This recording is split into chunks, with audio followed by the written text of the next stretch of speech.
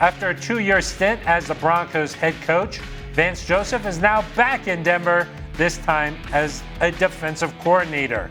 And he's taken over for one of the best defenses from last season.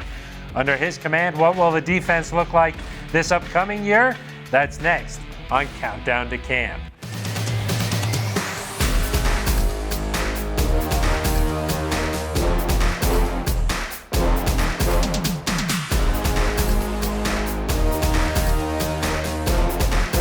Hello, welcome into the studio. I am Phil Maloney alongside Steve Atwater, the Hall of Famer. There we go. We'll hear from Sidney Jones and Eric Dalala in just a second.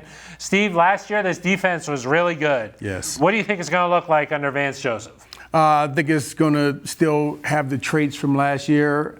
I think that we've upgraded the D-line a little bit, and we're going to be much better against the run consistently. We were good against the run at times last year, but other times it failed us. So I think this year we're going to be much better against the run, going to be a little bit more aggressive too, a little bit more pressure on the quarterback, and look for some big plays. Yeah, we've heard about pressure players a lot this offseason from Sean Payton saying, hey, that could mean a safety coming up, that could mean an interior linebacker, it could mean a Zach Allen. You mentioned Yes. upgrading along the defensive line there. Steve, what I'm interested in is Sean Payton interviewed a lot of defensive coordinators. We heard him talk about even Vic Fangio, how much he respects him and interviewed him to come back here.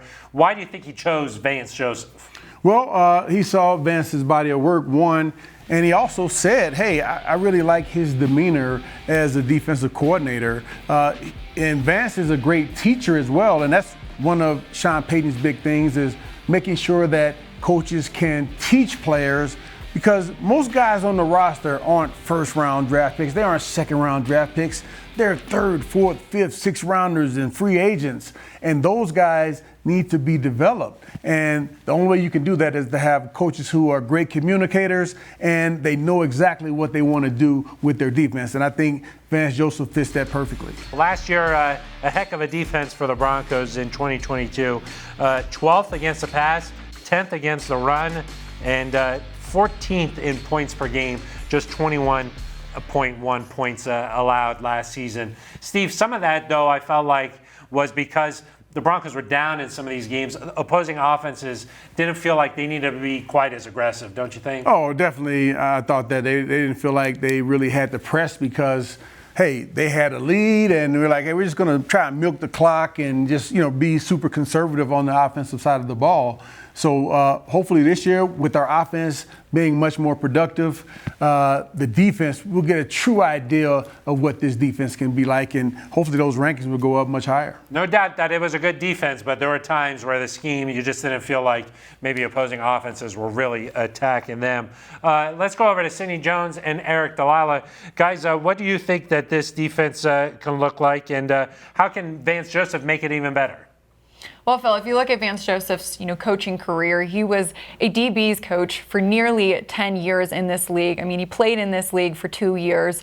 So, I mean, if you look at his history, you look at his defenses, I mean, he's going to be so beneficial to this secondary here. I mean, guys like Pat Surtain, Justin Simmons, the rest. Yeah, absolutely. I mean, he's worked with Justin Simmons before, obviously, when he was a head coach here in Denver, still thinks very highly of Justin Simmons. And then Pat Surtain, he looks at him as a prototypical cornerback, but is most impressed by what he does in his mind from an intelligence standpoint, knowing the game. You're right, Sidney. I think he's going to be able to really help those guys. We've seen Pat Surtain be a really good cornerback in this league, but there's probably a chance for him to have even more turnovers, more takeaways, punish opposing offenses. I think Vance Joseph can set him up there to succeed.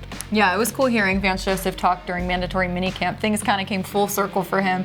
Talking about Justin Simmons, Kareem Jackson, Josie Jewell, getting to see them play, when he was a head coach here, but following their careers and now being, their defensive coordinator. Yeah, absolutely. And, those are guys that want to win football games, right? I mean, since they've been here, they haven't been able to do that. And for them to do that, they've got to play the same level of defense they did last year and take it a step further. And you look at several areas. I think stopping the run in critical situations. You think back to a game against the Raiders in Las Vegas where the Broncos needed to get off the field and couldn't quite do it. You talk about timely stops. It seemed like a lot last last year. The Broncos would get a score, and then they'd let us score right back against the Titans, give up a big touchdown drive at the end of the game against the Ravens. Both of those things kind of need to stop. That goes along with untimely penalties for the Broncos, just cleaning things up, being good in those big moments. And Phil, like you mentioned, it didn't always seem like the Broncos were tested, and so they're going to be tested this year if they have an offense that can put points on the board.